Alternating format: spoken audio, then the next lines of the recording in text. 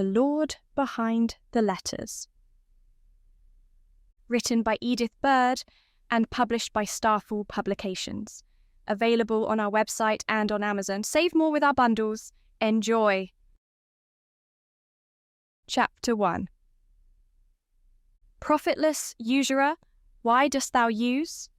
So great a sum of sums, yet canst not live? For having traffic with thyself alone, thou of thyself thy sweet self dost deceive.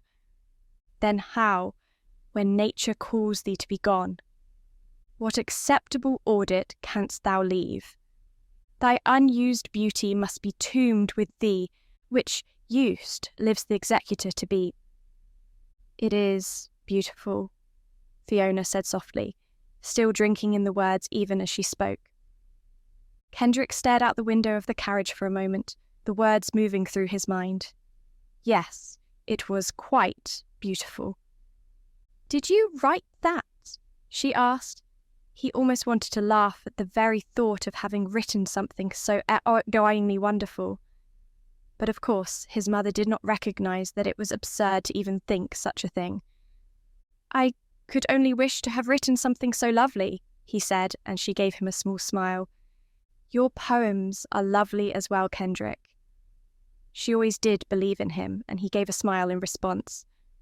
The last time he had read her any of his own poems, she had been extremely pleased with them as well. In fact, she had not even realized they were ones he had written rather than ones that were already published.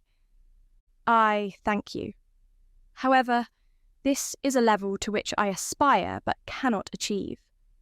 Perhaps someday I shall be able to write something as spectacular as these words. It is a dream I continue to seek. It was a dream that he focused on each day when he sat down at his desk to write. Some days he felt closer to it than others, and his diary could certainly attest to that, with a multitude of poems of varying skill levels. Soon, Kendrick, soon you shall be able to achieve your dream. All he could do was smile, as he knew he was still quite a distance from such a goal. To be able to write anything, even close to as marvellous as Shakespeare, was a feat in itself. But he would continue to try for it. As yet, however, his own poems paled in comparison. We shall be arriving soon, Mother, he said instead, glancing out the window toward the street. They were indeed approaching the front stoop of the Duchess and the Deighton estate. Yes. She straightened in her seat, brushing out her dress and smiling even more serenely. The blue colour of it was her favourite, though their father had always said she looked best in green.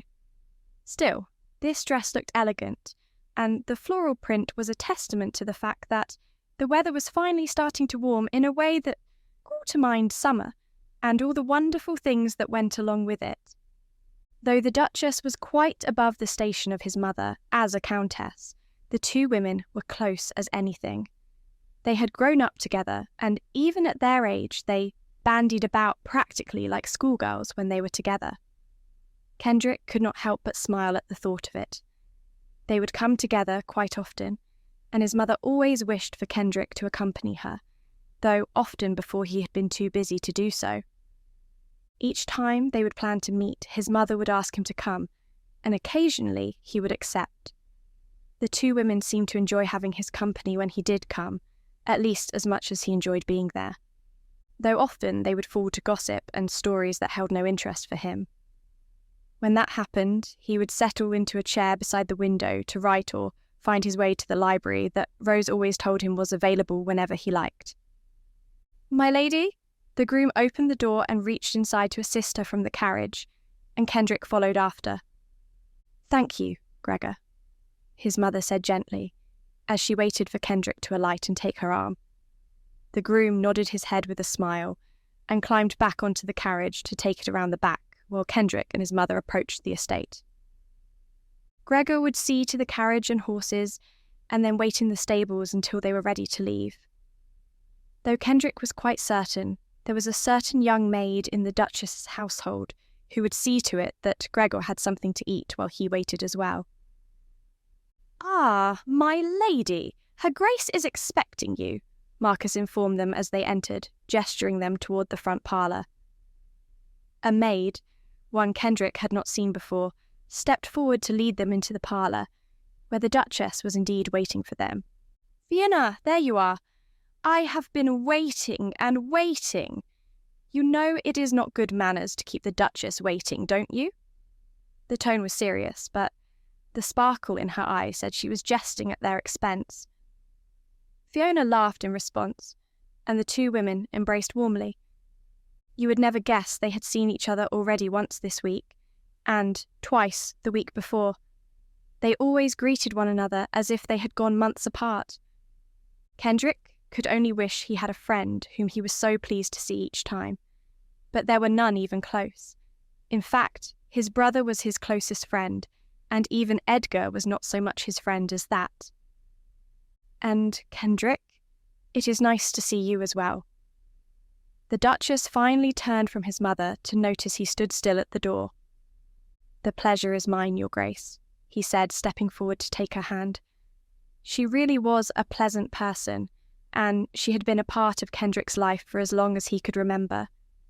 As it was, she treated him nearly as well as a son, and he thought of her as a loving aunt, though she certainly looked like a high-class dowager. Her hair was always styled just so, pulled up to frame her elegant face, and to complement the lovely gowns she always wore. Rose always preferred to wear darker colours. Some said it was because she was still mourning her own mother. Kendrick knew it was because she felt she looked better in those dark colours. However, through the occasional comments she made, it was obvious she did indeed miss her mother as well. The deep green of her current dress was exactly the style she wore most often, with a full skirt, but none of the hoops many of the younger girls had taken to wearing for special occasions. Rather, her gown draped elegantly about her, filling the chair, but in a more graceful manner. "Now then, Eliza, bring us the tea things, would you?" The maid, whom Kendrick now realised had settled herself into a corner, likely to wait for just this instruction, now curtsied and showed herself out of the room. "And what has transpired since I've last seen you?" the Duchess asked, and Kendrick could not help but laugh. "I cannot imagine much has happened. It has only been a few days since we were here last." The two women gave him an indulgent smile. But a few days can feel like a lifetime when separated from your loved ones," the Duchess said, and they all could not help but laugh. Fiona had settled into a chair quite close to the Duchess, and for now Kendrick relaxed onto the couch near them both. "Kendrick has just been reading me a lovely poem. Have you brought the book with you, Kendrick?" "I left it in the carriage," he said, and his mother sighed. "Well, it is too bad, but perhaps you could bring it along the next time we visit," Rose said instead. "I do love a good poem," the Duchess said, and he promised to bring a book of poetry with him to read to them the next time he visited. By then, it would likely not be Shakespeare, but there were a number of other poems he could bring along with him instead. "Perhaps in 2 days' time," he teased, and the women both laughed at him before falling into their own conversations. For a time, he remained nearby, but it was clear that the women had already forgotten about him. Kendrick was left to his own devices and began strolling about the parlour a moment before settling before the fire, where he could still hear their conversation and step in if needed.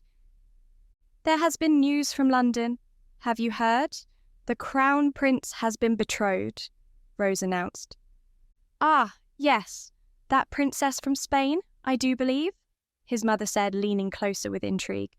"Aye, she is a lovely thing from what I hear of her. Quite accomplished." Talk of betrothals between those he had no direct knowledge of was of no interest to Kendrick, and he found himself gazing absently into the fire until the conversation turned to books. Unlike many women of the ton, both his mother and the Duchess loved to read and spent hours poring over books when they were not busy with other matters, not to mention the hours they could spend discussing such things. But this time, the Duchess did not seem to have her heart in the conversation, and Fiona finally mentioned it. "There seems to be something the matter, Rose." "Whatever is it?" Her concern was evident in her furrowed brow and the way her voice dipped lower. "There is nothing of consequence," Rose said, shaking her head slightly. "You seem to have something on your mind. Whatever it is has you distracted, and that means it is of consequence," Fiona said firmly. Kendrick turned toward the women again, concerned himself, or at least curious as to what might be the matter. "You do seem quite distant, as if something were troubling you," he added. "Troubling me?" "No, it is no trouble. However, I have been thinking on something for some time, and perhaps now is as good a time as any to see how you feel about it," Rose finally admitted. "Of course, you can tell me anything at all, Rose." Fiona obviously thought it was something difficult, or perhaps something sad, as she seemed to brace herself slightly. Her main focus, though, was concern for her friend. "Well, I have been scheming at something," Rose said with a sparkle to her eye, "and we shall see whether you approve." Fiona was immediately interested, and also very much more at ease, while Kendrick found himself intrigued as well. Whatever it was, the Duchess was very keen on it because her eyes were sparkling again and her voice sounded quite animated. "It is about my daughter. Hazel, is something the matter?"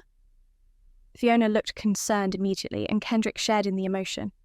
He had not seen Hazel in some time, ever since she was sent to Bath to continue her education at the finishing school there, but he was still concerned for her. "Oh, no, nothing is the matter," Rose reassured them with a wave of her hand. "But she is getting older now, of an age to be married." "Is she that old already?" Fiona asked in surprise. "It seems no time at all since she was born." "She shall be 21 before the winter. It is high time that a suitable match be found for her." "Oh!" Fiona was immediately interested and had plenty of thoughts on the matter. "The Earl of Rochester has a son of a good age, just 30, I believe, an accomplished young man, or perhaps the Baron of Kingston's eldest son. He is a little older at 36, but he could be a good match." "Nay, I have no interest in either of those boys for my future son-in-law," the Duchess said with a shake of the head. "Certainly not the Earl himself," Fiona exclaimed in shock. "Though he is a widower, he is far too old for your daughter. He must be near on 50. "Oh, goodness, no! I should not even consider such an old man for my girl." It was clear Rose was thinking of something, or rather someone specific, and both Kendrick and Fiona leaned in closer as she continued. "I had thought that your eldest son Edgar should be the perfect match for my Hazel." "Oh!" His mother seemed very excited at the prospect, and Kendrick was pleased as well. Hazel had been his closest friend when they were children, and he very much liked the idea of having her as part of the family. Though, on second thought, the idea of her marrying Edgar gave him pause. From what he had always known of Hazel before, she was as different from Edgar as night and day. Hazel was sweet and fun-loving and gentle. His brother, well, Edgar was kind and would certainly treat her well, but he was not the free spirit Hazel was. Though Kendrick realised with a start, he did not know if Hazel was still the same as she had been. It had been quite some time after all, and perhaps she had changed as a result of her schooling, though he hoped not. "Your son is of a good age to be wed as well, is he not?" Rose inquired, and Fiona nodded. "Yes, of course. He shall be 26 just next month." "Then he is perfect. Of course, I know he will be good to her. I may not know as much of Edgar as I do of Kendrick." She paused here to smile at him. "But I do know he is your son, and as such he is a wonderful young man. He will be an excellent husband and an excellent duke one day." "We would be most honoured by the match, of course," his mother said quickly, her smile growing even wider. "I had always hoped one day our children would wed, but I never dared to ask." "Of course, it would make sense for our children to wed, Rose admonished gently. Why ever should you think that you should not ask it? The daughter of a duchess could do well better than the son of a countess, Fiona acknowledged. Oh, posh, Rose scoffed with a flip of her hand. Titles and things. There is nothing wrong with the son of a countess for the daughter of a duchess. There is nothing to these titles. And even if there were, there is nothing any can say of such a match. It is a good one for my Hazel, and it shall be a good match for your Edgar as well. Indeed it shall, Fiona said, and Kendrick laughed. Well, I congratulate you both on making such a match. I am sure it shall be a wonderful exhibit of your matchmaking skills. The two women seemed quite pleased with themselves, and Kendrick laughed again. Perhaps, however, the two of you should discuss the match with Edgar and Hazel before you set a date? Oh, it shall be perfect! His mother waved off his concerns with a literal wave of the hand. There is no need to involve either of them at this stage, only to begin the preparations. Yes, there is much to do, and I should like to have done with it as soon as possible. It is hard to imagine my girl already 20, but I should very much like her wed before she is 21, Rose said firmly. There is a great deal to do for a wedding so soon. His mother seemed nervous but excited at the same time, and Kendrick could not help but catch some of their enthusiasm. Yes, the wedding of Hazel and Edgar would be the social event of the season. It would no doubt be a true spectacle, and he could only hope it would be everything they all believed it would be. However, would the two really be a perfect match? Kendrick certainly hoped so, for both their sakes. But as he listened to the two women begin to plan the entire affair, he wasn't so sure. Chapter 2. Oh, Louise, have you ever been so tired in your life? Hazel asked with a barely concealed yawn. Perhaps not, Louise said, stifling a yawn of her own. The recital was today, however, and there was nothing to be done for it. Hazel had not felt ready and was certain that she had made the right decision in practicing late into the night, so long as she could stay awake at the bench when the time came, or even through the rest of class. Hazel yawned again as she glanced into the looking-glass to check her hair and gown. Louise was struggling to keep her eyes open as she gathered up her textbooks. Still, they hurried out of the room and down the hall just in time for class. Oh, however, will I manage to stay awake until it is time to perform? Hazel asked quietly. How about if I tell you a joke? She waited, and Louise launched into not just one joke, but a series of them. Jokes were guaranteed to make her laugh, which wasn't such a good thing in the midst of class. Mademoiselle? She stifled a laugh and looked up at the teacher. Madame looked quite angry, and Louise and Hazel both apologised quickly, doing their best to look contrite, until Madame turned away and continued the lesson. As Louise continued telling stories and jokes under her breath, Hazel could not help but think of another person who used to do the same. Another person who would always make her laugh and smile, no matter what was happening around her, or how she was supposed to be behaving. It had been so long since she had seen Kendrick.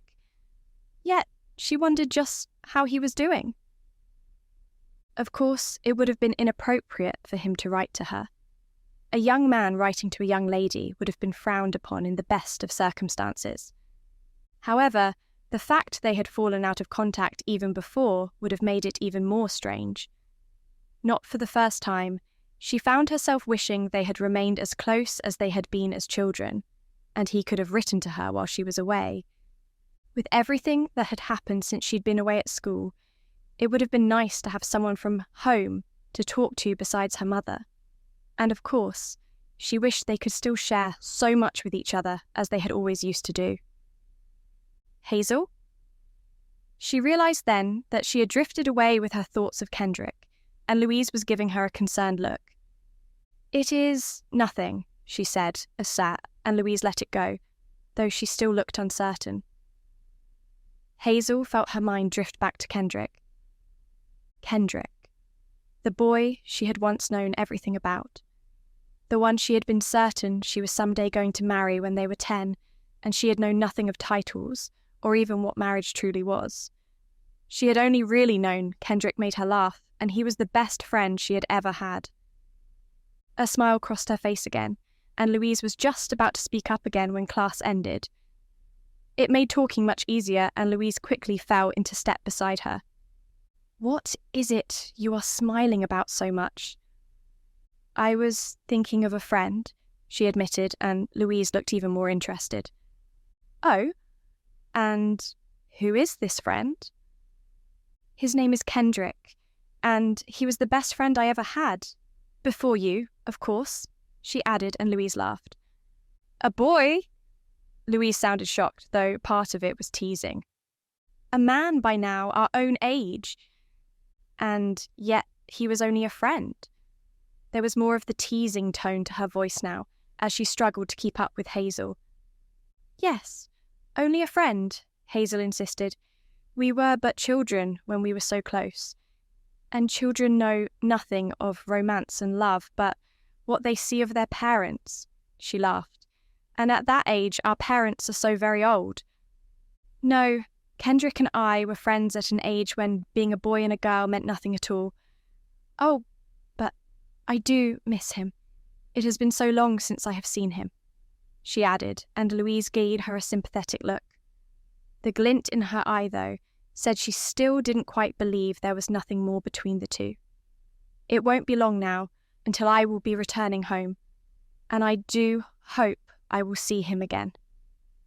"And what if you find he has become betrothed to a lady, or perhaps he is already married to one?" "I would be happy for him," Hazel said automatically, though she was a little surprised at the feeling that came over her at the thought of Kendrick being betrothed or wed. "My mother and his mother are the best of friends, so I would always rejoice at his happiness. And besides, she would have written it in one of her letters if Kendrick had married." Of that much she was certain. The thought made her feel a little better, but she did not tell Louise that. "You have heard nothing of him since you came to school?" "Only a few passing remarks from my mother," was Hazel's response. There had been very little in any of the letters her mother had written about Kendrick, though she could not blame her for not realising Hazel wanted to know more. "But I shall return home soon and have a chance to see him again. Perhaps we will not feel so drifted apart once we have reunited again." She had returned home several times since first going to Bath, and had not seen Kendrick any of those times. She had not even thought of him any of those times, except on the occasions when she had seen Fiona. Even then, she had merely asked the obligatory, "How are your sons?" and then changed the subject, or rather allowed her mother to change it.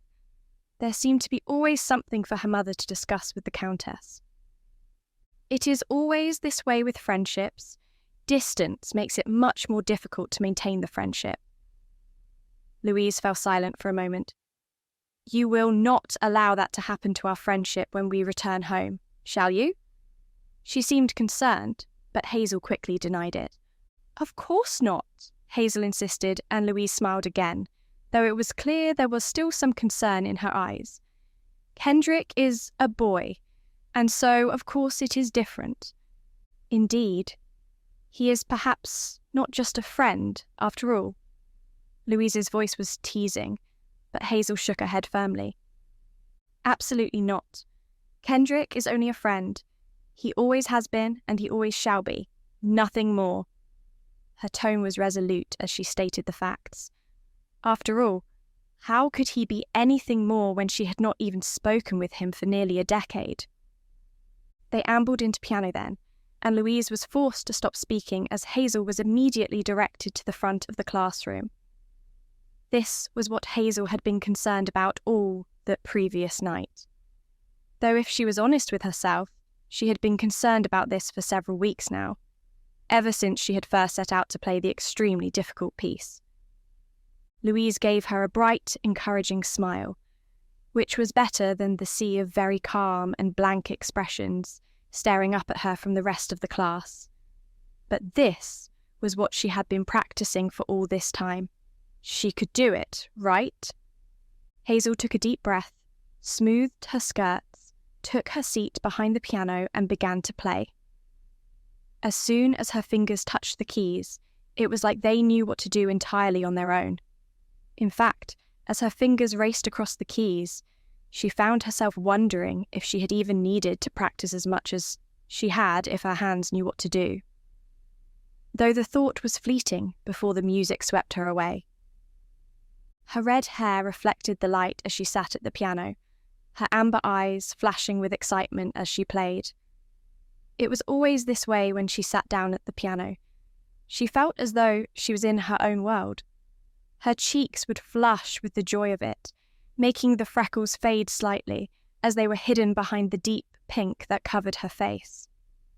When she played, she did not need to worry about keeping a demure look on her face, soft but not dim, or about keeping her hands folded gracefully, but not gripped together in her lap, or keeping her legs just so, at the edge of the chair, not out in front of her or under her seat.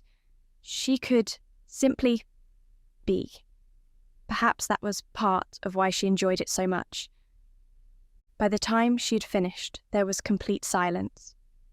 She had thought the room was quiet when she sat down, but it was even more so now, and for a moment she worried it had not been as good as she had thought it was.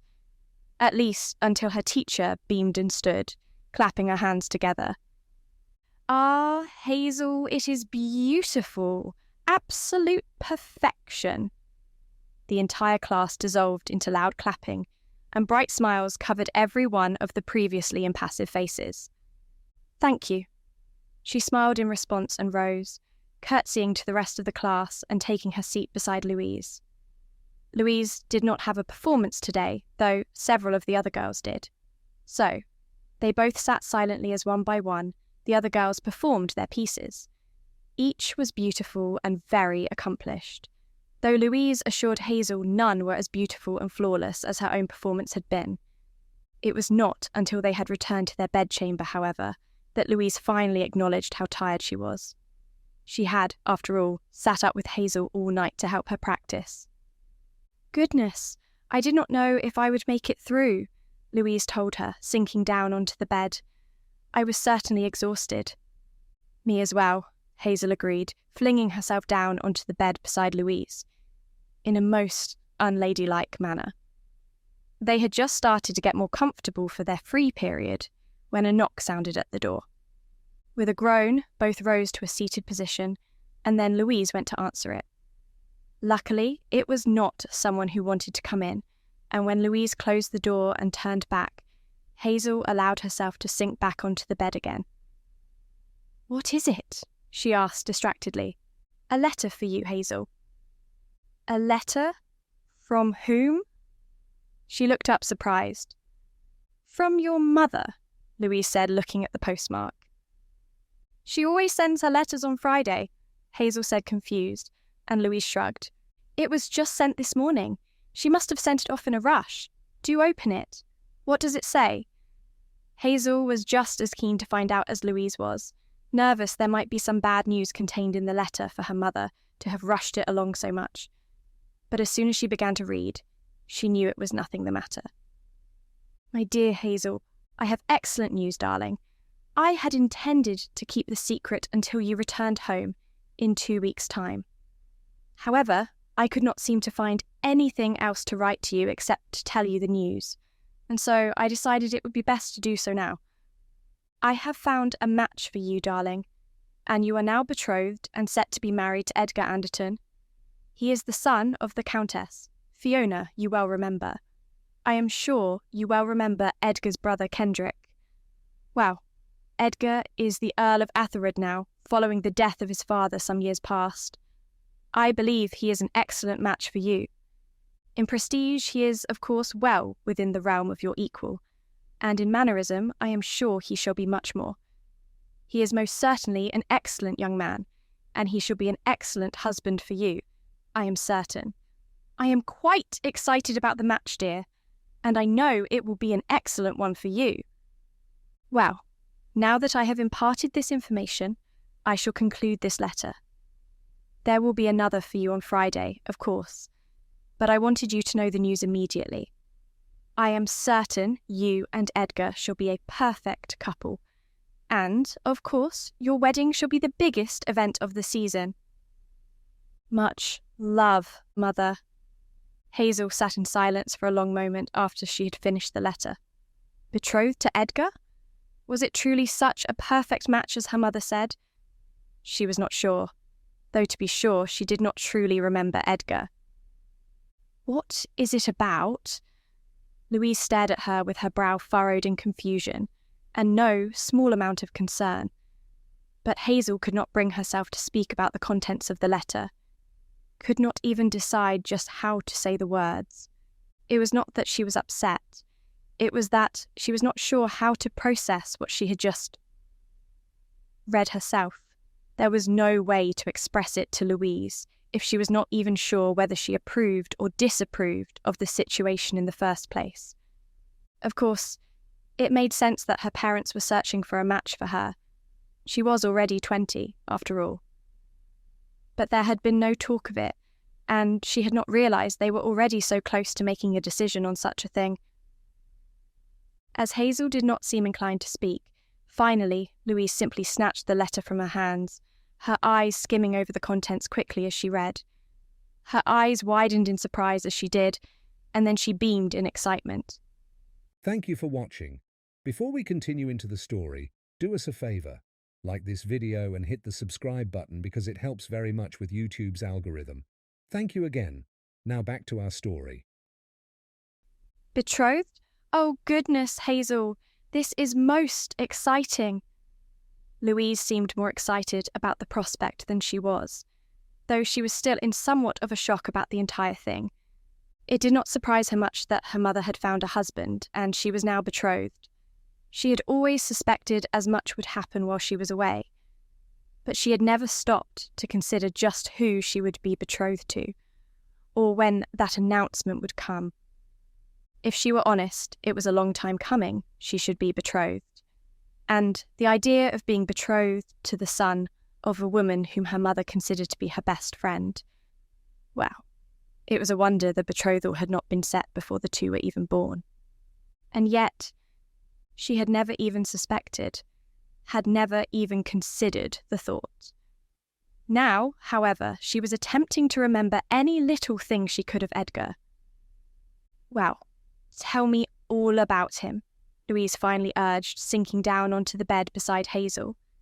There was very little to tell, though Hazel was certain Edgar was a wonderful man, just as his mother and his brother Kendrick were. There was little she could remember about him. There is not much to say, she hedged, and Louise looked at her incredulously. You have met him, certainly. Your town is not so large as all that, is it? No, it is not over large, she said, and Edgar is the eldest son of my mother's best friend, Fiona, but it has been quite a while since I have seen him. Well, is he handsome? Is he funny? Kind? Louise pressed eagerly. I do not remember much, Hazel admitted finally. He is older than I. Where Kendrick and I used to play together, Edgar was much older. There were very few times when he played with us. By the time I can really remember, he was away with a tutor while we would play. You don't remember anything at all? Louise seemed disappointed, and Hazel attempted to remember some small detail about him. Well, I do believe he was quite handsome, in a different way than Kendrick, and he loved to travel.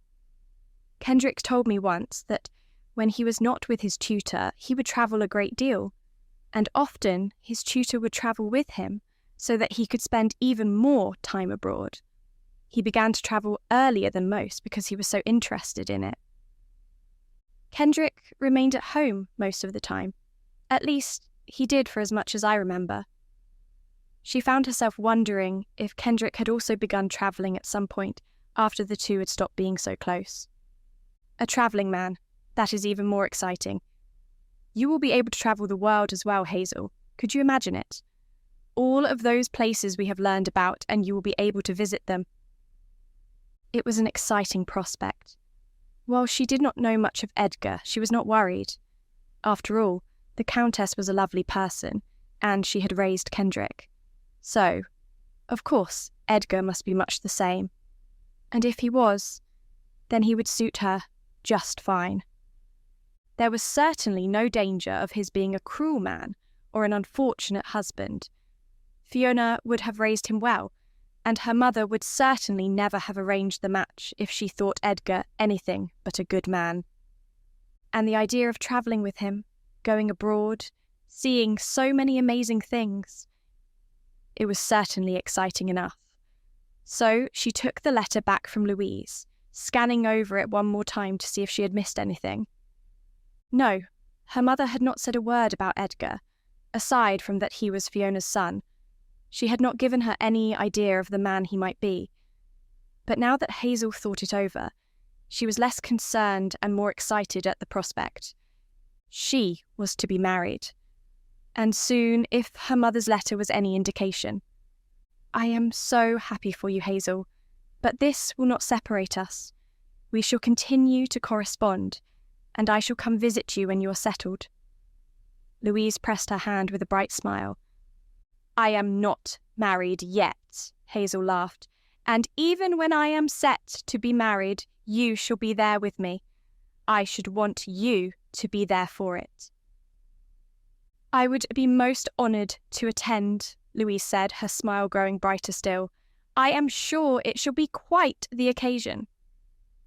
That it shall, Hazel agreed, glancing back at the letter one last time before she placed it carefully in the bottom drawer of her jewellery box. Now she had only to wait and try to find out more about the man she was set to marry, and to hope he would be everything she could hope for in a husband. Chapter 3. Today was the day he had been waiting for. The day they had all been waiting for. Edgar was finally returning home from his travels. This had been one of the longest trips he had gone on, though it had also taken him the furthest from home. Kendrick was more than a little excited to find out more about his brother's travels and to share the news of home. He picked up the letter from the edge of his desk, where it had sat for the last several weeks since it had arrived. Dear Ken, I write this letter to you, knowing you shall share it with our mother, and I flatter myself you both shall be inordinately pleased to hear that I am set to return home. This trip to Africa has been truly remarkable, and it is one I cannot wait to share with you both. You would not believe the adventure I have had. The date for my departure from Johannesburg is set for 2 weeks hence, and I am told the ship shall arrive in London on the 15th of June. You shall have little warning of my coming from that point, as I plan to fetch a horse to ride home, and to have my things sent after by carriage. After a lengthy sea voyage, I am sure I shall be more than ready to stretch my legs, and riding such a way in a carriage shall not suit me. Until we meet again as Edgar. He and his mother were, in fact, inordinately pleased to hear Edgar was returning home.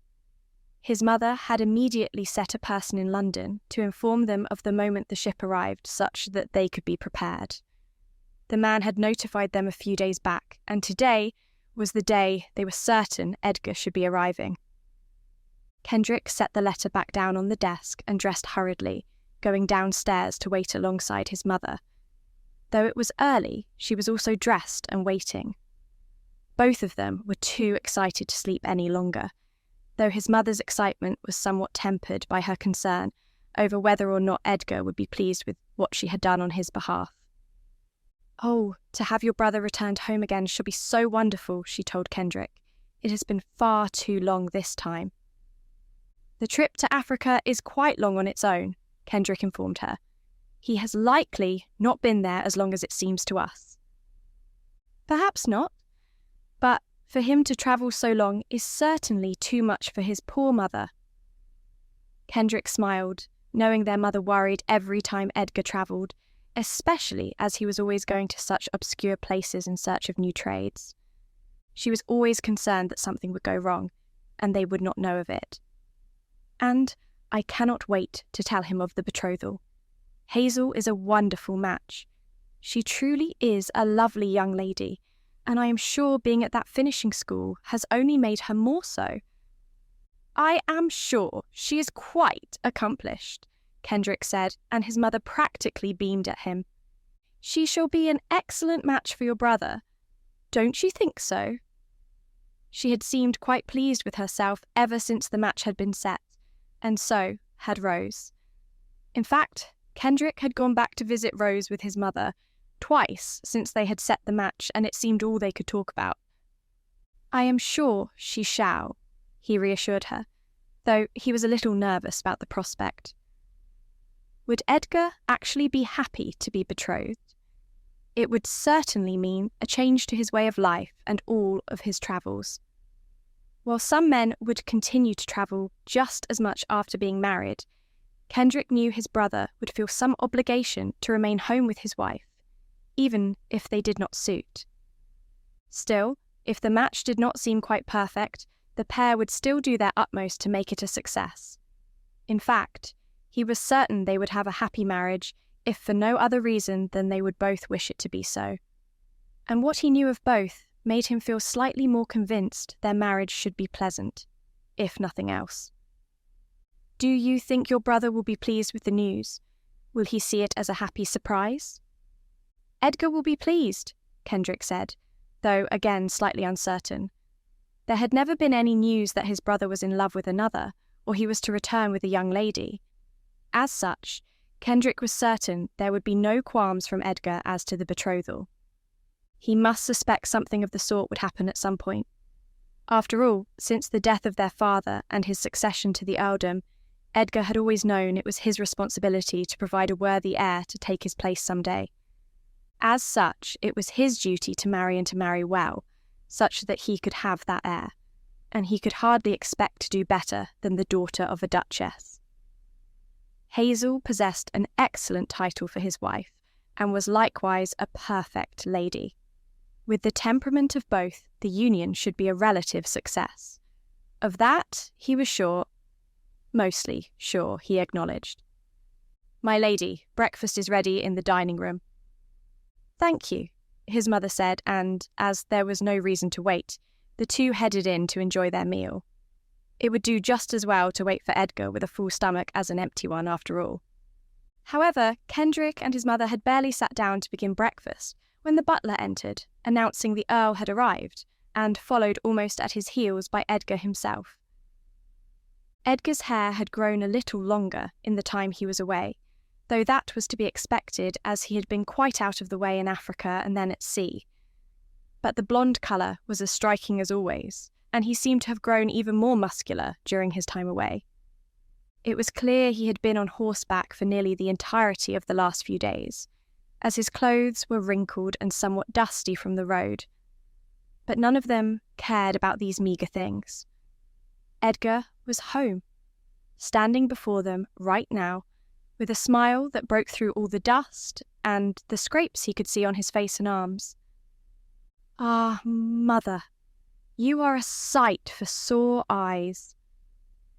Edgar seemed inordinately pleased himself to see them, reaching out first to hug his mother, who burst into tears at the sight of him, and then his brother, his green eyes shining at them both. And Kendrick. Goodness, brother, you have gotten taller still since last I saw you. It has been a good while you have been gone, Kendrick said with a smile and a laugh. Edgar laughed along with him. Aye, that it has. I see you are just to sit down. It seems I have come at the perfect time. That you have. Just in time for breakfast, as usual, Kendrick teased, and Edgar laughed again. Yes, it was nice to have his brother returned, and as they sat back at the table, he was more than pleased that it all felt so normal again. Are you quite all right? Whatever has happened to you? Their mother asked, taking in the scrapes and cuts. Ah, this is nothing. A few marks from working on the ship on the way back, and perhaps a few from the trip home. Edgar brushed off the injuries, and after a closer look that revealed they were quite minor, Fiona relaxed. Tell us about your adventures, their mother urged, knowing Edgar would be more than eager to talk and tell them a great deal of what he had seen and done. It was likely best to allow him the time to speak first, and then to share the news they had for him. You know, of course, I went to London over 12 months past. Well, the trip there was no difficult feat, but the voyage to Africa, well, that was quite something, he began. I have travelled by sea a great many times, and yet I have never experienced anything quite like this past trip. The seas were rough, to be sure, rougher than I had bargained for, and I felt quite certain I would fall ill, even more so when the scurvy set in. Nearly everyone else travelling was afflicted, save the sailors, of course. Oh, were you ill?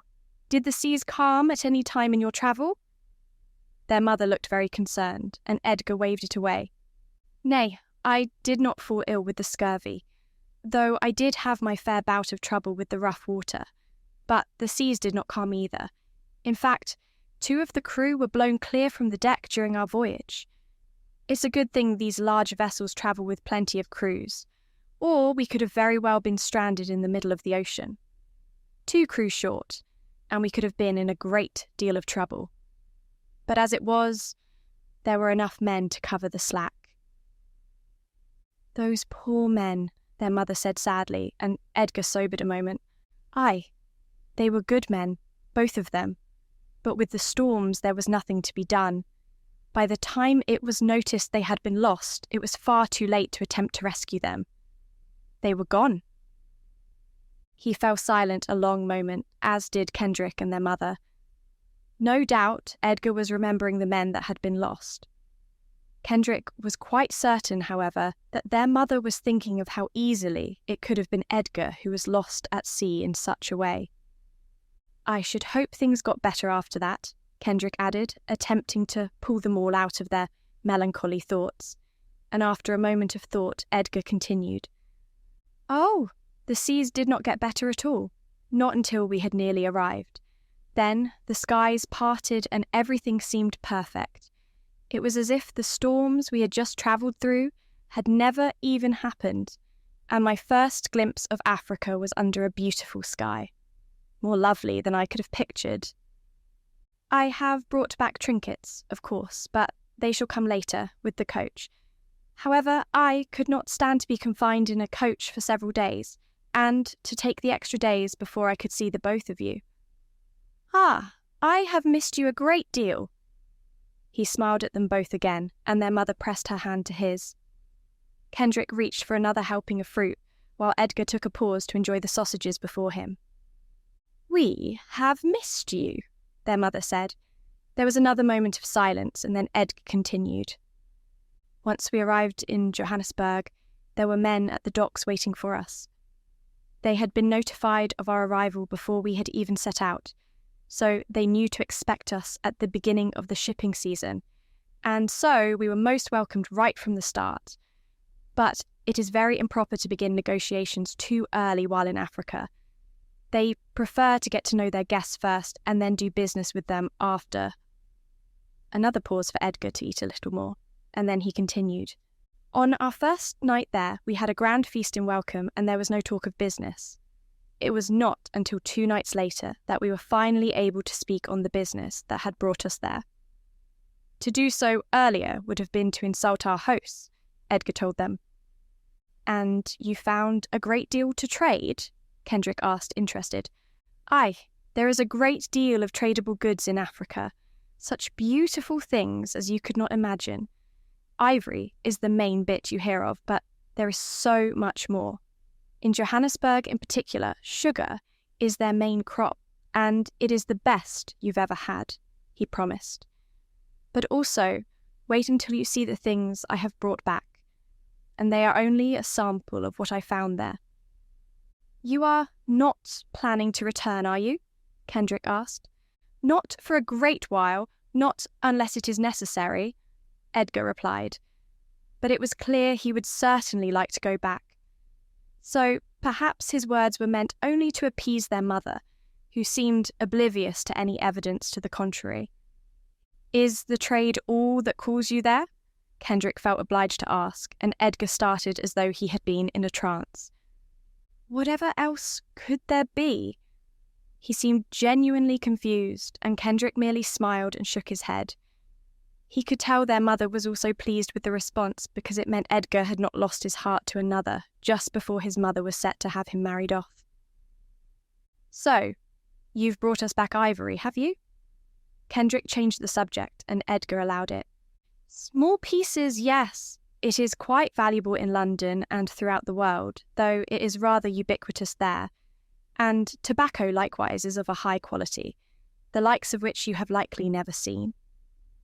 I should hope neither of my boys would know good tobacco from bad, their mother admonished, and Edgar shook his head. She had always been opposed to smoking, even managing to convince their father to stop carrying a pipe with him wherever he went. Kendrick, though, knew he had smoked it when his mother was not around up until he passed, and their mother had pretended that she did not know it.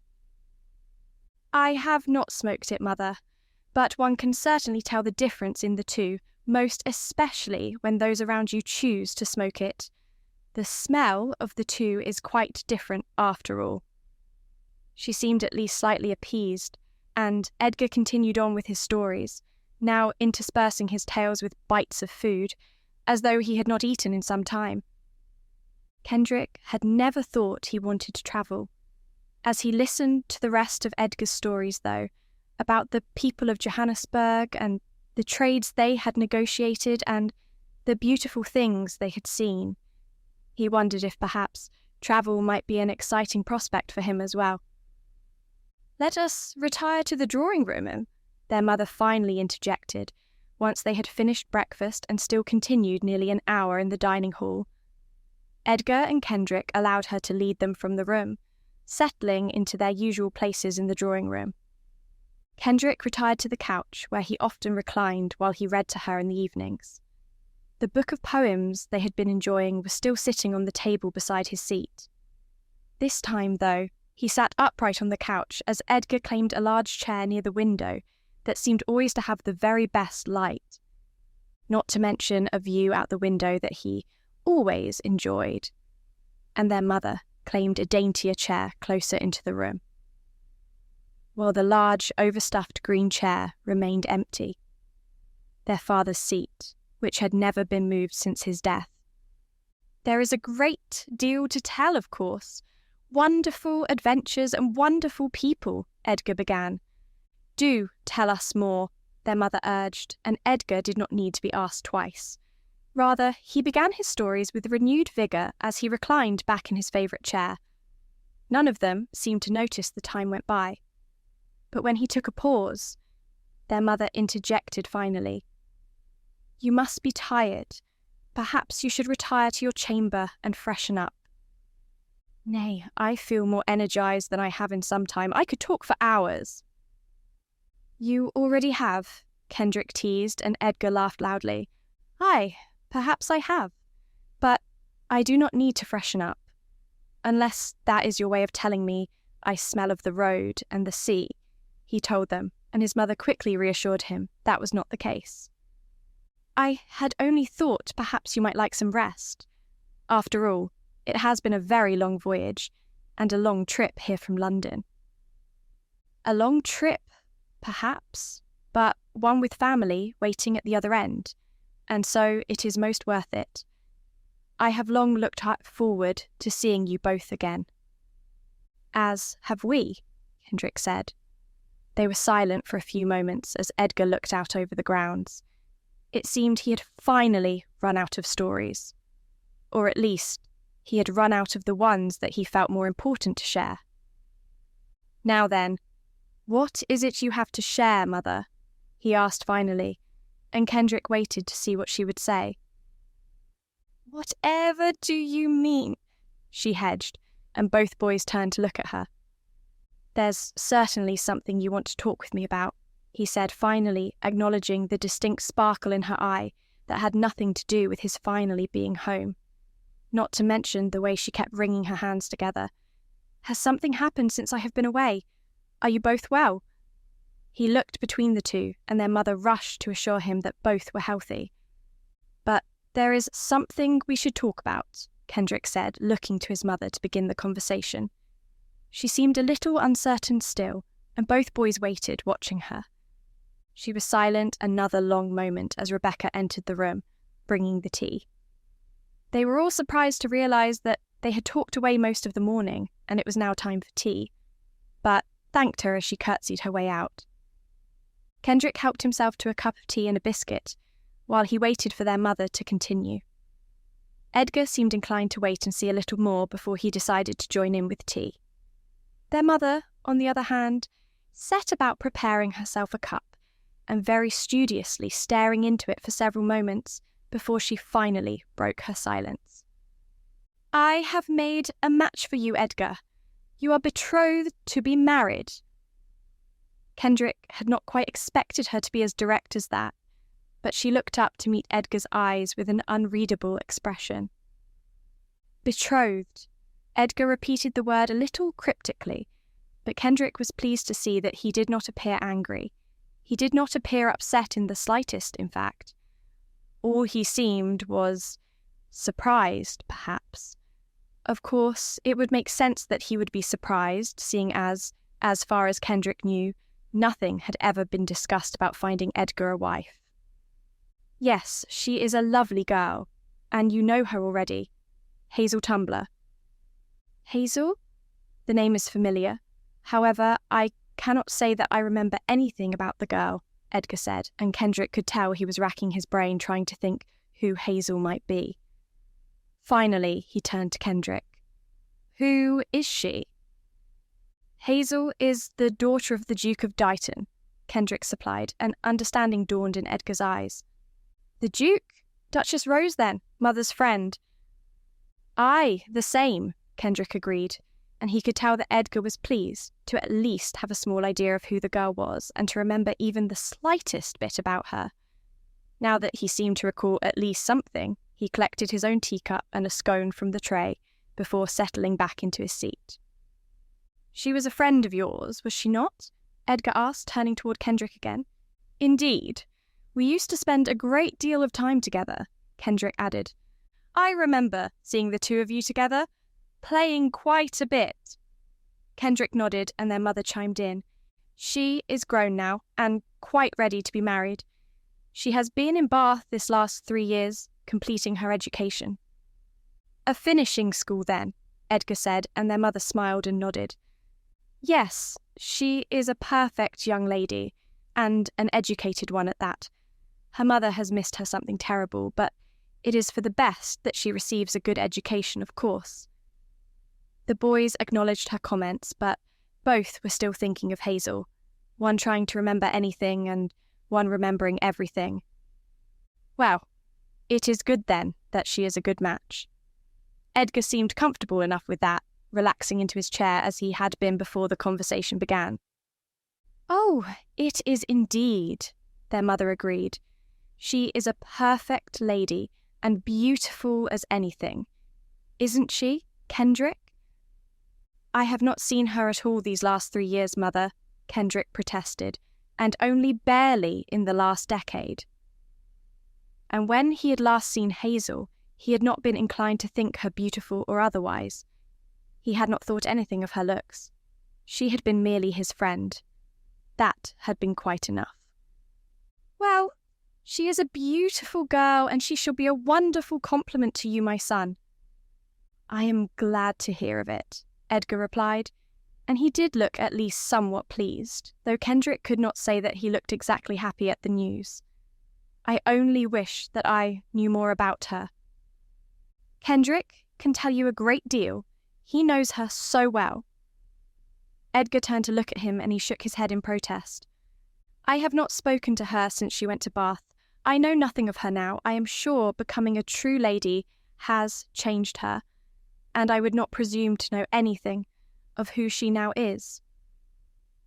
Edgar seemed a little disappointed that Kendrick could not tell him anything more, but Kendrick was not sure that any of his memories were accurate to the girl that Edgar would marry. "You could write to her," their mother interjected. "It would be the perfect way in which to learn more about her." Perhaps, Edgar hedged, but it was clear that their mother liked this idea. It would be an excellent way to get to know her. There is no need to trouble yourself over how little you know when there is a simple solution. Hazel would welcome your letters, I am sure, and until she is able to return and meet you in person, it would be an excellent way in which to learn to be comfortable with each other. I am sure that is true, Edgar acknowledged, but Kendrick wondered whether he would actually be inclined to write even a single letter.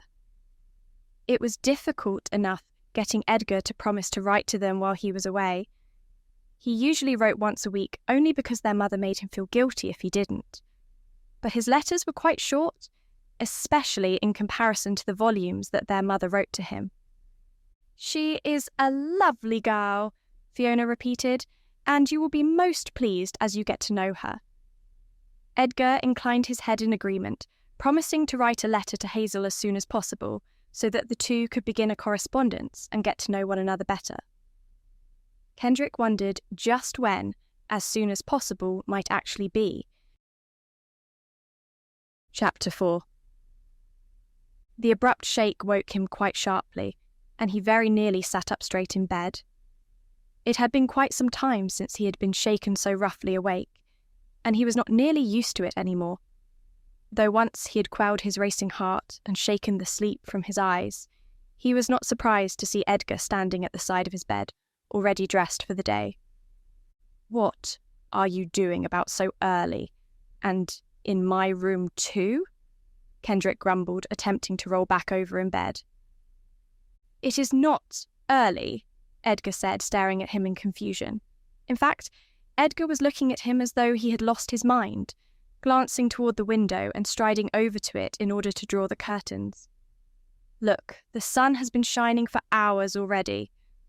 Kendrick quickly turned back the other way again as the bright sun shone in his eyes.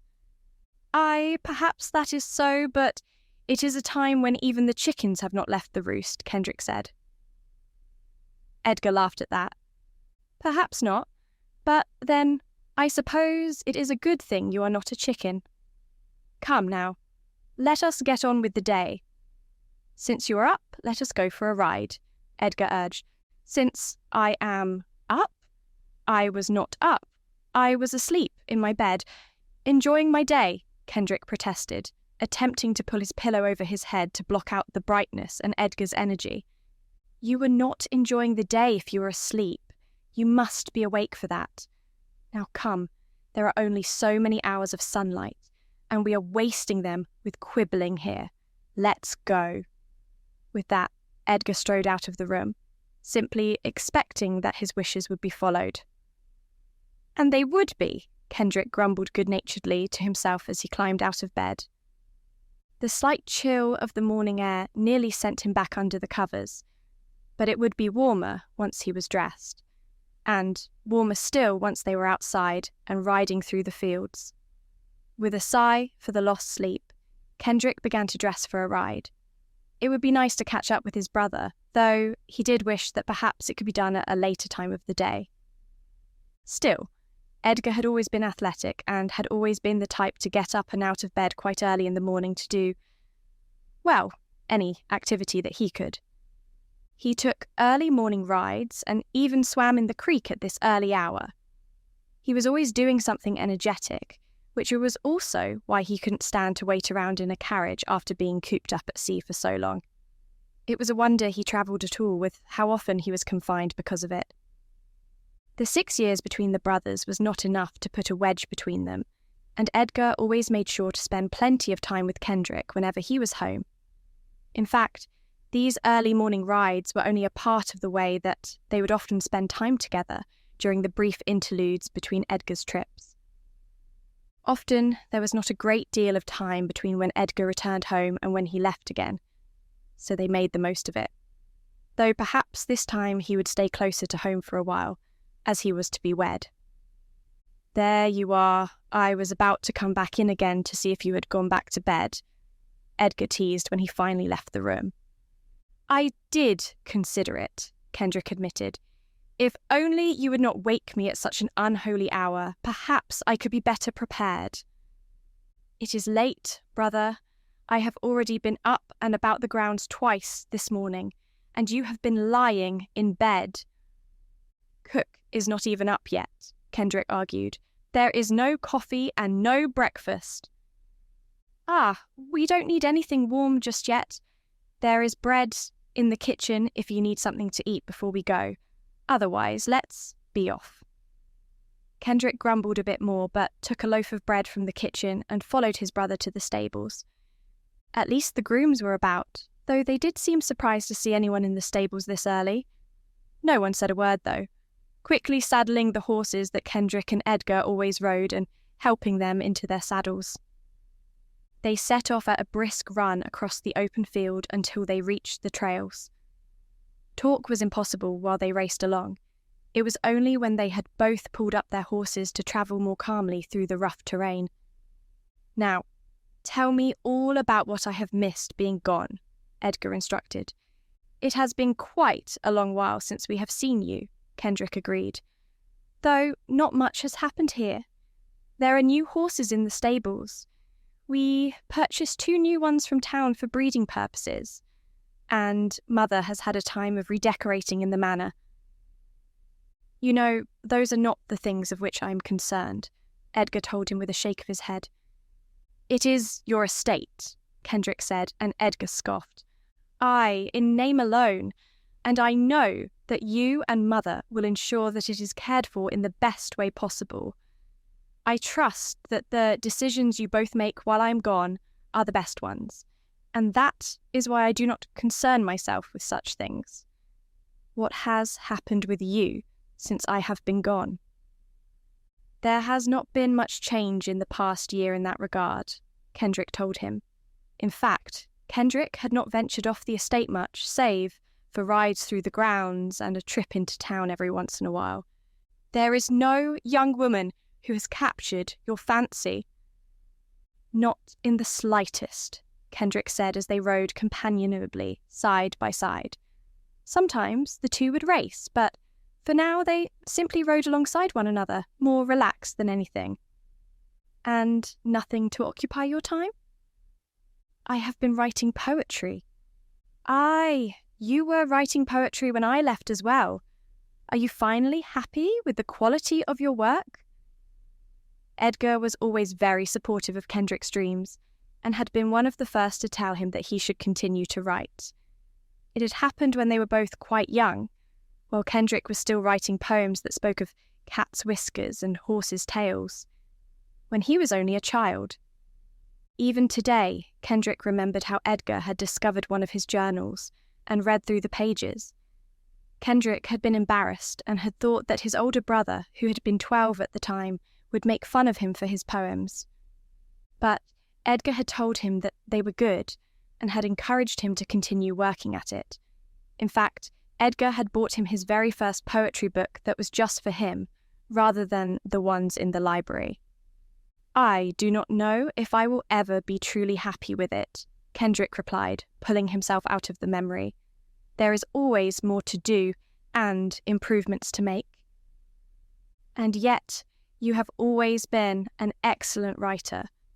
Kendrick laughed at the praise, but he did appreciate it coming from his brother.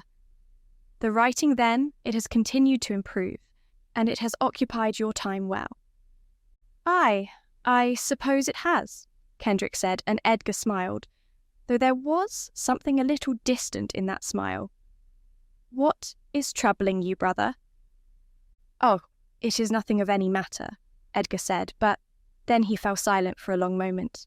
Have you ever fallen in love, brother? No, I can't say that I have. I can't say that I would even know the feeling if it were to crop up. Edgar nodded sagely, but did not speak, and Kendrick felt obliged to ask, though he felt concern at the thought of what the answer might be. Have you? No, but Edgar answered quite quickly. At least I do not believe that I have. I have met women who are certainly deserving of love, women who I could perhaps have learned to love, but none that I found myself truly in love with. Kendrick was the one to fall silent a moment now, weighing his words before he spoke again. "Are you happy?" he asked. "Generally? Yes, I am quite happy." Edgar agreed, and Kendrick could tell that he was. But it was Edgar's style of life that made him happy, and that style of life was certainly set to change very soon. "About your match? The betrothal?" Edgar thought for a long moment, and Kendrick thought perhaps he would not answer. "I am happy," he said finally, and Kendrick could tell that he had given it a great deal of thought in those few moments of silence. "I have long known that I would need to step up soon, to take on the responsibilities of the earldom and my place. I have abandoned you and Mother and the estate as well for a long time since Father died. Neither of us wanted you to stop your travels," Kendrick told him, and they had never resented the fact that he continued on with those travels either. Their mother had never been upset to continue to run the estate as she had since their father fell ill, and Kendrick had never felt deprived in having to care for some of the other decisions that needed to be made that she could not handle. "And I appreciate that a great deal more than you know," Edgar told him with a smile. "But it is time I step into my role, and marriage is the first step in that process. Settling down and putting down roots here is important now." "You are staying, then?" Kendrick asked cautiously. I will have to return to London to give a report of things in Johannesburg and to settle the remainder of the trade agreements. But then I will return, and I will not travel further than London again until the wedding." He paused a moment. "I presume Mother wishes it to be soon." "The Duchess wishes it to be done before winter," Kendrick agreed. Edgar nodded his head at that. "It will be good to have it done quickly." "And Hazel? Are you content with marrying a girl you do not know?" "I trust you and Mother. If you both believe that Hazel is the perfect wife for me, then I am certain that she is." It pleased Kendrick that Edgar was so firm in his resolution, and that he was so confident that things would be just fine. He truly believed that if their mother and himself approved of the match, it had to be a good one. "You will not dispute the match then," Kendrick stated, and Edgar looked to him as though the thought had never entered his mind. "Why would I?" Edgar seemed truly confused at the idea of it, and Kendrick was even more assured that Edgar would do everything he could to make the match a success. Silence fell between the two for several long moments as they led the horses around to head back. "Enough of this plodding along. Let us race now, shall we?"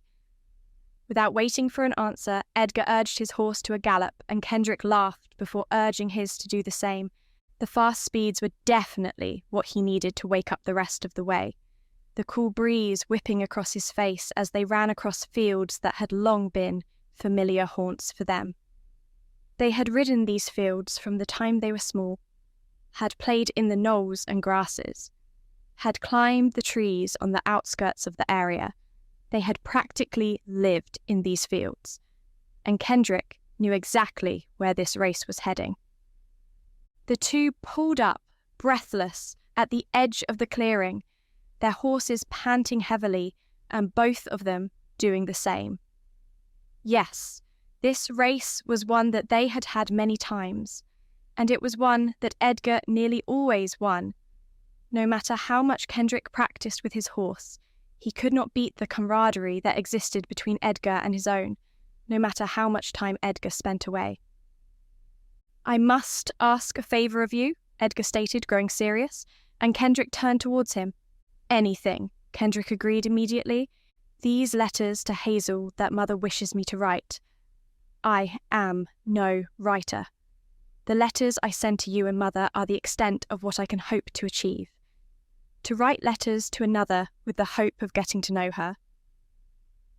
"I am not up to the challenge," Edgar admitted. "I could help you with what you could say. We can work on them together," Kendrick offered. "Perhaps," Edgar began, but then continued, "but it would be best if you would write the letters yourself. Me? Kendrick was startled at the prospect. How could he write letters for Edgar that would be to learn more about his future wife?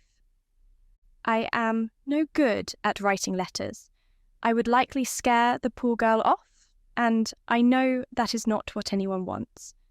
But you have a way with words and a way of making people feel at ease. It is not proper for me to write to her, Kendrick protested, wondering just how Edgar could think that it was right for him to even try. You would be writing as me, in place of myself. There would be no impropriety in it. Kendrick gave him a wry look. There would be no appearance of impropriety then. No one but you and I would know that it was not me writing the letters. It would be deceiving, Hazel, Kendrick said, and Edgar inclined his head in agreement. It would be only a few letters, just to appease Mother and to learn a little of the woman that I shall marry. There is no harm in that, is there? It shall be a brother helping another in matters of love. Kendrick still wasn't sure, but Edgar always did have a way of convincing him of things, and so he reluctantly agreed. Thank you, and when I am finally wed, I will find you a wife as well, Edgar promised with a smile and a laugh. Kendrick shook his head. It shall be a long while before I shall be ready to wed. I shall wait until I am an old man like you, he teased, and Edgar reached to cuff him with mock outrage. But Kendrick was already on the move, his horse bolting back towards the manor. Edgar was racing after him in a moment, the horses running as fast as they could as the two boys tried to best one another. In the end, it was too close of a race to call, though Kendrick insisted that he had gotten back to the stables first, and Edgar said the same for himself. You are certainly blind. I was clearly here a full stride ahead of you, Edgar cried. Ha! You were most definitely blinded yourself by the dust from my horse's hooves, or you would have seen that I was practically in the barn before you reached the edge of the barnyard, Kendrick retorted. You were not even close, little brother. Edgar shoved him good-naturedly, though very nearly into a stall full of hay, and strode towards the end of the stable. The grooms were ready as the two boys swung themselves down from the horses and handed over the reins, still bickering in a friendly fashion as they made their way back towards the manor. When they arrived in the breakfast hall, it was to find their mother anxiously seated at the table, though she visibly relaxed as soon as she saw them. Where have you been? Oh, goodness, I was so worried. Why ever would you be? Edgar asked, his tone surprised and more than a little confused. All that time on your own may have made you forget that a mother worries, she replied, and both boys looked slightly abashed. We were up early and decided to go for a ride. You were up early, Kendrick said, and decided to coerce me into a ride. The teasing began again in earnest, and Kendrick could tell it had at least slightly appeased their mother, though she still looked somewhat concerned. I woke, and neither of you were here. I did not know what could have become of you, she added. We are sorry. We thought it would be a good morning for a ride. It was so clear and warm out, Edgar told her. Don't leave without telling me again. Not knowing where you are worries me greatly. Edgar gave her a hug, and Kendrick followed suit. We are grown men, Mother. It is not as though we are little boys anymore. Edgar's tone was gentle but firm, and their mother gave a sad smile as they sat and filled their own plates for breakfast. Aye, that you are.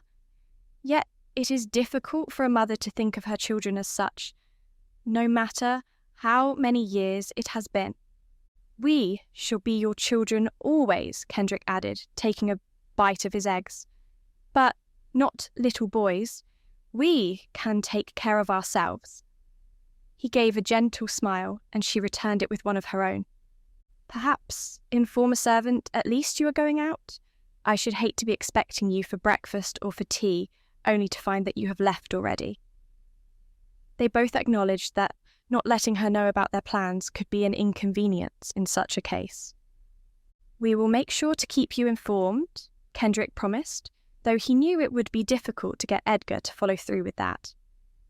After all, He was so used to being on his own, he likely never even thought of telling someone else where he was going or what he was doing. Still, he nodded his head and the three of them continued with their breakfast. It was like old times again before Edgar had left on this last trip, and they were all enjoying the long moment. Chapter 5. Kendrick stood near the window, his gaze directed toward the fields, but he didn't see them. In fact, he didn't see anything in particular. Instead, he was thinking of his next poem. Something about the blue skies, perhaps, or the birds flying by. Maybe even the horses galloping through the meadows, as he and Edgar had done earlier that day. Ah, Edgar, you will simply adore Hazel. She is a lovely girl, absolutely beautiful, and so smart, their mother gushed. I am sure she is a wonderful girl, Edgar said, though of course he knew nothing about Hazel himself. Or at least he had admitted he remembered very little about her from when they were younger. Kendrick? Oh, Kendrick, tell your brother more about Hazel. You certainly know more than I do. Kendrick paused a moment, collecting the thoughts and memories he had of Hazel. It had been a while since he had seen her, after all. She is quite pretty, he agreed with their mother. But there's much more to her than that. She's soft, very gentle, and very shy. She does not take to many people. It takes her a bit to be comfortable around them. A quiet girl may not be a bad thing. Some of the ones I have met on my travels are quite outspoken, and not in a manner for productive conversation, Edgar said. Have you met many women on your travels? Kendrick was momentarily distracted, and Edgar nodded.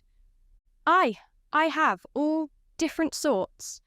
Some who are very much like the proper ladies you would expect in London.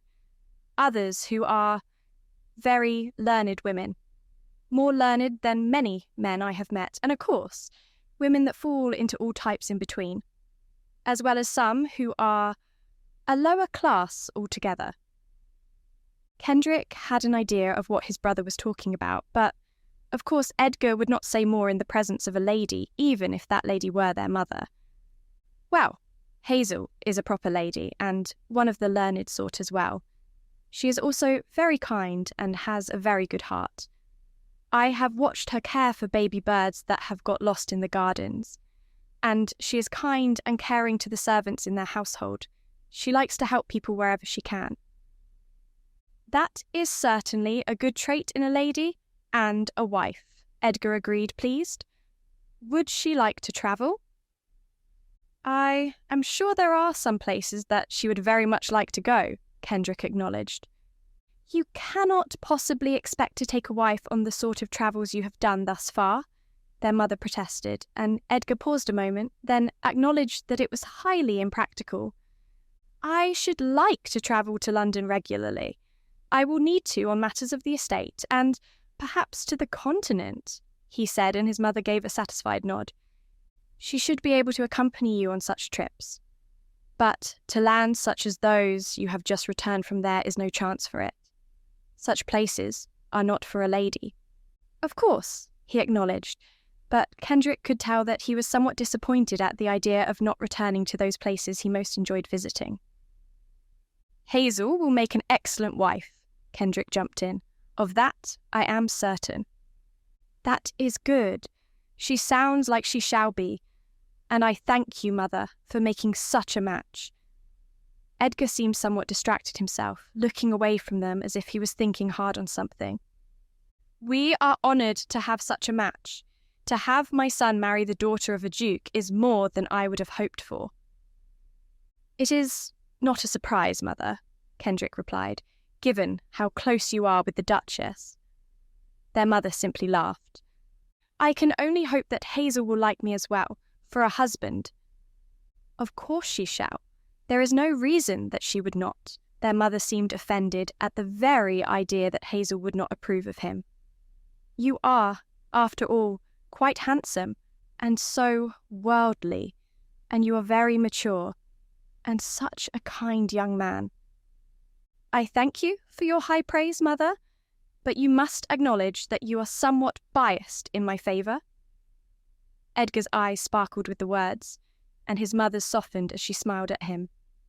"Tell your brother what a wonderful man he is, and how wonderful he shall be for Hazel," their mother instructed Kendrick. "I suppose you shall do," Kendrick said teasingly, and they all laughed. "It would be best if you wrote to her as soon as possible," their mother reminded Edgar. "That way, the two of you could get to know one another a little better before she returns home." "Certainly," Edgar agreed, but he glanced at Kendrick with a slightly wary look. "I will write to her tonight." Their mother was certainly pleased and returned to her embroidery, but Edgar still looked a little uncertain as he strode toward the window. His gaze out onto the fields was a little less blissful than Kendrick's had been. In fact, Kendrick himself felt slightly tormented as well. He just knew that Edgar would come to him for help with his letter. After all, Edgar did not like to write letters, and Kendrick did know Hazel. At least, he knew her much better than Edgar did. But was it right for him to write to her as Edgar? He had known it was best not to write to her himself, once she had gone away. It would be considered most improper, after all. So, Kendrick knew little of what had happened in her life since she had left, only what the Duchess had told his mother while he had been around. But this was different, right? It was him writing, but he was writing on behalf of Edgar. And Edgar had every reason to write to Hazel, and it could not be considered inappropriate because the two were betrothed. It felt wrong, though, to be almost lying to her in such a way. Still, Kendrick knew that if his brother asked again, he would not refuse. He never did, after all. "My lord, my lady." They all looked up as the door opened, and Margaret entered with a low curtsy toward Edgar first and then their mother. "Dinner is ready." "Ah, thank you." Edgar trailed off and their mother jumped in. "Margaret, thank you. We will be along shortly." "I do not remember Margaret," Edgar told them as the girl left. His brow furrowed in confusion as he glanced toward them. "Beth was wed since you were last home, and so she has left to be with her husband. We hired Margaret to replace her." The explanation certainly satisfied Edgar, and Kendrick realized he had mostly been concerned that he did not recall members of the staff by name, not that they had hired someone new without telling him. Another dinner of all of Edgar's favourite foods made him laugh. "You are all planning to turn me into a fat Earl who does nothing but sit about in the drawing room all day," he teased. "If it will keep you at home where you belong, then so be it," their mother retorted playfully, and they all began to laugh. "I must not gain too much, or my betrothed shall decide she does not care for me after all," was Edgar's comment, and they all brushed it off. "Nay, she shall adore you," their mother said. "Hazel is not so superficial as that," Kendrick added. "Well, that is good for me, as mother continues to ply me with more and more food." "You came back too skinny after your voyage," their mother reached out to pat his face and his stomach. "Did they feed you at all on that ship?" "Yes, mother, we all ate just fine on the ship," Edgar assured her. "Then, Africa, I knew you shouldn't go." "I am fine, mother. I was ill from the lack of water at one point, but I have certainly gotten over that. And now there is always quite enough food. Well, you can rest assured that there shall always be quite enough food in our home. In your home," she added. He smiled and did not say anything more. Instead, they fell into a comfortable silence as they finished their dinner. The roast deer tasted quite good, and the vegetables along with it were some of his favourites as well. Cook had even prepared mince pies and apple crumble for the occasion.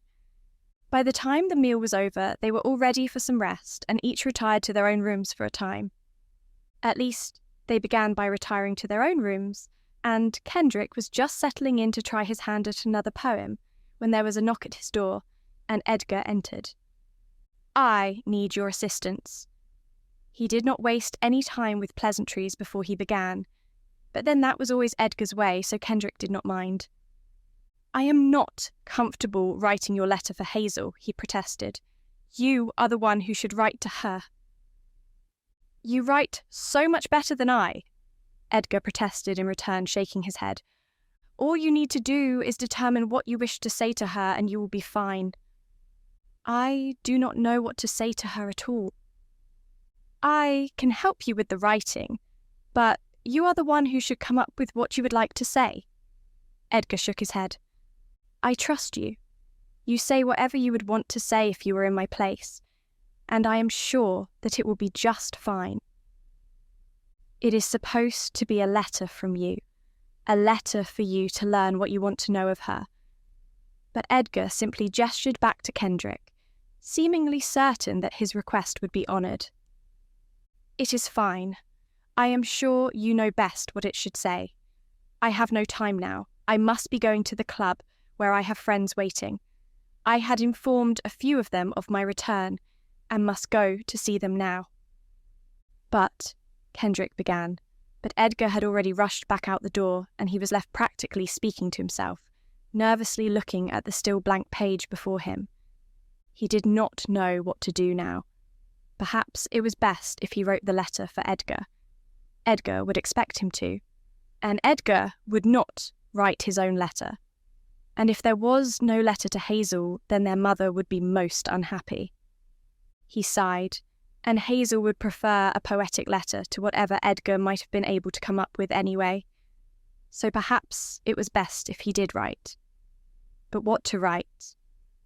Dear Hazel, was it appropriate to begin the letter in so informal a way? Should he use her title instead in writing? Dear Lady Tumbler, that seemed too formal. Perhaps something in the middle between the two. Dear Lady Hazel. Yes, that seemed better.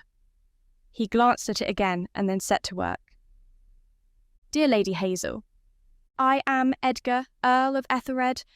I have only recently returned from a trip and learned of our betrothal, and wish to write to you right away, so that we might become better acquainted prior to the occasion of our wedding. No, that was too formal again. Dear Lady Hazel, I am Edgar, Earl of Ethelred. I have only recently returned from abroad and learned of our betrothal. I wish to write to you right away, as I would like to get to know you better before we are wed, especially as I have been told that the wedding shall take place with some haste, in order to take advantage of the beauty of the summer. It has been quite some time since I have had the honour of seeing you, though I do remember our childhood being spent together much of the time. I must confess to spending a great deal of that time engaged in other things, however, and not in getting to know you. For myself, I have been travelling quite a bit, which has led to spending very little time around those who were quite important to my family during my childhood and yours. My travels have taken me around the world and allowed me to experience a great many things, though I am eager to take on this new adventure of being a husband. Unfortunately, these travels have taken me away from home for quite some time, but I am eager to begin taking on the responsibilities there. I have left this much in the hands of my dear mother to this point, and she has done wonderfully. However, it is my place to step forward now. This will allow me to be much more at home than I have been in the past, when we were not able to meet as much as perhaps we would have liked. Still, my mother and brother have certainly spent time with you in the years since, and have remembered you very fondly. In fact, they have been telling me of all of your virtues since I have returned, and I am certain that they must be right. If even half of what they have spoken of your goodness and your virtues is true, then I cannot have done better in a future wife. I am sure that they are quite correct in their esteem of you, and as I put a great deal of value in the opinions of both my brother and my mother, I feel confident that we shall suit one another as well. I flatter myself that you shall find me an acceptable husband as well, and hope that this correspondence will allow us to determine this for certain. I very much look forward to the opportunity to meet and to sit alongside you in conversation. However, I am given to understand you are completing your own education and have no wish to interfere with this. I believe a learned woman is a great asset to a household, and shall be most proud to have a wife who has been well educated, as you no doubt have been. As such, however, I have no choice but to learn what I can of you through these means. Through the placing of pen to paper, of imparting ink to parchment, on the hope that you shall be inclined to reply and share what is in your own heart. I hope that you shall be honoured to hear some of what is in my own heart, as I know no distance is too great when someone lives in your heart. Sincerely, Edgar. Yes, that would do. At least it sounded nice, and hopefully Hazel would appreciate it. But then, after Kendrick had sent the letter with a servant with directions to post it immediately, he wondered if he might be doing more harm than good. After all, once she received a few such missives from Edgar, or who she assumed to be Edgar, would Hazel be upset when she met the real Edgar, who was nothing like those letters? To be sure, Edgar would be a kind and caring husband. He would be glad to have a wife who was educated, and he was looking forward to meeting Hazel. But he was not a poetic person, and he would hardly be considered the sort to write the letter Kendrick had written. He could only hope that this information would not upset Hazel too much when she found out about it. For now, he was helping his brother, and perhaps he could convince his brother to respond when Hazel sent her own letter back. Chapter 6. "Oh, the day is so fine," Louise sighed with pleasure, spinning in a circle like a young girl, arms spread out wide. Hazel laughed and followed her own inclination to do the same, though they were both much too old for such things now. It did feel so nice to be outside in the warm sun after so long indoors over the cold months. Even recently, there had still been cooler days that kept them indoors or forced them to bundle against the chill before they could venture outside. It is wonderful, isn't it? Even still, we haven't much time before classes this morning. We should likely be studying. Ah, how can you speak of studying when there is such a beautiful day to be enjoyed? When the teacher is Madame Brooker, I certainly can, Hazel retorted, and Louise sighed. Yes, perhaps. The two girls settled under a tree for a few moments so they could study and still enjoy the warmth of the day. Have you thought more on your betrothal? I have, Hazel said, pausing a moment to think before she spoke again. I have thought about it quite a bit, and I am certain that my mother would not make a match that was not advantageous for me. That was not to a man I could be proud to marry. And yet, Louise prodded and Hazel sighed. Louise did know her so well. I wish that I had a chance to know a bit more about him for myself. I am sure my mother knows enough to make this decision, and I know that she knows the Countess, Edgar's mother, quite well. However, I do not know him at all. If I could but learn a bit more about him before we are to be wed, it would be much better. Hazel sighed, gazing off into the distance. I am sure Edgar will be an excellent match for you and that he will make you very happy.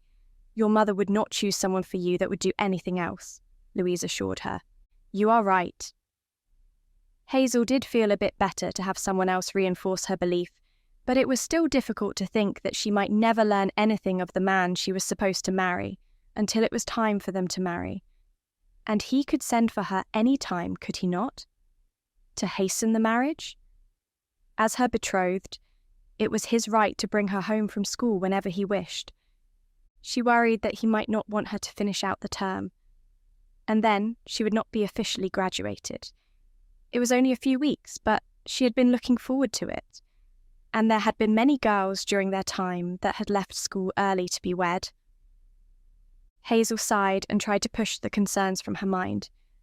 She would take things one day at a time, and each day that she was not sent for would be all the better. There was no use in feeling anxious about it when she did not even know if it would happen. History was first, and just as the girls had suspected, Madame Brooker had a hard lesson prepared, and a test at the very end that neither of them felt truly prepared for. Though it was nearly impossible to be fully prepared for anything when it came to Madame Brooker, even if you had read and studied the entire lesson, you could rarely feel confident of a good day. Miss Tumbler, have you something to say on the matter of the continent? She had not realised she was daydreaming again, but, of course, Madame Brooker always knew when someone was not paying attention. Now Hazel blushed slightly and shook her head, looking down to her textbook quickly. That is what I thought. Please ensure that you pay attention for the rest of the lesson, or I shall be forced to report this to the headmistress. A report to the headmistress would mean being forced to write lines or some other sort of penance for her distraction, and that she certainly did not want, especially when the day was so fine and all she wanted was to finish her lessons and get back out of doors. Are you all right, Hazel? Louise asked with concern when they left class. Yes, only distracted. With thoughts of your betrothal, no doubt? Hazel nodded and glanced away from her friend. What if he is not what I had hoped for? What if he is not the sort of husband that will make me happy? It was the fear that had weighed on her most, and the one that she had been most reluctant to voice. Your mother would not match you with someone who would not make you happy, her friend replied firmly. I have only met your mother a few times, Hazel, but she is not the sort to make you a match that would upset you. She cares for you far too much for that. You are right, Hazel said slowly. Her mother did love her a great deal, and she was not the sort to make a match for Hazel only for a title. The fact that the match was with an Earl said as much. While an Earl was a good match, it was likely not the best title that her mother could get for a husband for her. And that meant she had to have made the decision for another reason. She had to know more of Edgar and that he would be good for Hazel. Come now, do not worry where there is no reason for it. Let us go back to our rooms for a moment at least. Hazel followed Louise to their bedchamber to drop off their books. Ah, singing. Perhaps I shall stay here instead, Louise sighed. Come now, singing class is one of the best of the day. Perhaps for you, for me, it is another chance to embarrass myself. Oh, to sing in front of the rest of the class. Louise shuddered in mock horror. It is the worst part of my day. It will not be as bad as that, Hazel said with a laugh. That's easy enough for you to say, but not all of us sound like an angel when we sing. For myself, I sound like a dog, or a wolf. Hazel laughed outright this time, and even Louise gave a small smile. All right, perhaps not quite that bad, but it is quite bad. It will be fine. Don't leave me to go alone. Besides, if you do not show up for class, they will send someone looking for you. Louise flopped down onto her bed and attempted to look ill. I shall tell them I feel terrible. You look pained, perhaps, but it will not fool the nurse. And you know she is the one they shall send for you. And if you cannot fool her, she will give you castor oil. You can be sure of it. Louise made a disgusted face and shook her head. It is almost worth it to be able to avoid singing class. Come, do not make me go myself and attempt to lie to Madame Lowton that you are ill. You know I cannot do it, Hazel pleaded. No, if there is one thing you cannot do, it is lie convincingly, Louise admitted. All right, let us go then. They were just about to leave the room when a maid knocked at the door, presenting Hazel with a letter when she had opened it. Thank you. Hazel glanced down at the letter, and Louise continued to gather her things. Has your mother written again? No, Hazel replied, surprised. It is from Edgar. Edgar? Your betrothed? Well, open it. Go on.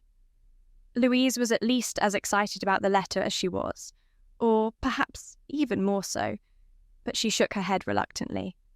I cannot. There is no time. We shall very nearly be late as it is. She slowly set the letter down on her bed and turned away from it. Oh, but don't you want to see what it says? Of course, but we don't have the time.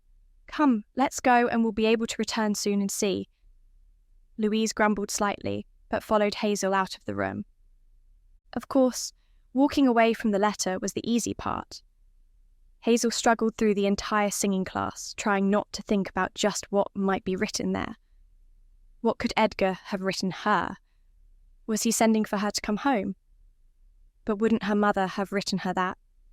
Or wouldn't one of the two have written to the school? Miss Tumbler? She walked as serenely as she could. Madame Lowton would penalise her for not walking in a ladylike manner, to the front of the class for her performance. At least singing was something that came relatively easily to her, and she did not need to think too hard about the performance she gave, because she did not think she would have been able to. When it was finished, she returned to her desk, barely noticing the performance that Louise gave, or the ones given by the other girls in their class. All she could think about was what the letter might say, and what Edgar might have to tell her. Nearly before the bell rang for the class to be finished, she rushed out of the room. The other girls moved out of her way quickly, though with a few exclamations of surprise, but she did not pay them much mind. Louise, reluctantly, hurried off in the opposite direction where she had been called upon to help with the younger girls. But she made Hazel promise to tell her more about the contents of the letter as soon as possible. For now, Hazel was happy to have a moment to herself, to look at the letter before she had to share it with anyone else. Perhaps there would be something in the letter that would be difficult for her, or difficult to share with Louise. She wanted time to prepare for that. She was so nervous that the first time through, she simply skimmed over the letter, looking for words that would signify she was being sent for, or anything that could be upsetting. But there did not seem to be anything of the sort, so she took a deep breath and began again. This time, she read it slowly, taking in every word. And then she read it a third time. It was lovely. Actually, she was quite surprised at how lovely it sounded, and at the fact that Edgar wished to get to know her better before they were wed. He wanted her to stay in school. He wanted her to be educated. He was also a well-travelled man.